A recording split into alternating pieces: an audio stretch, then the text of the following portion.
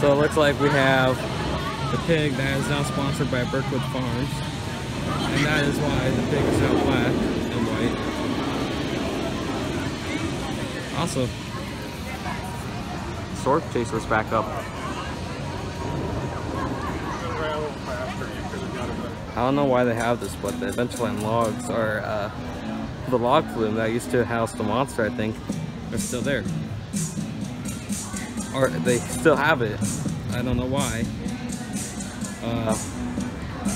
Could there be an auction that sells them, or is it going to be another log ride at Adventureland? Who knows? Who knows? Oh yeah, Storm Chaser. So it looks like they changed the like float station, the floats, into Wild Bills. And it's basically ices. And some non-alcoholic and alcoholic.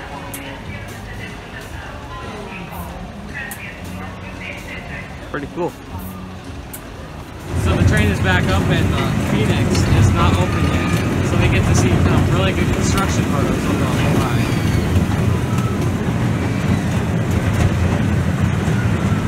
Oh my god, this looks amazing.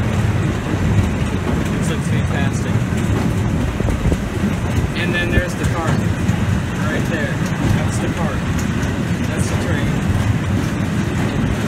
There's one on the track. And that's the station. And I guess that'll be the storage or electrical house for a while. Right. There it is. We'll get a better view of on the other side. And we're back here again. The floor is completely destroyed. But this is the ride. Looks fun. Since they're not even close to done, I say that they will open late June. Late June, not July, just like later in June.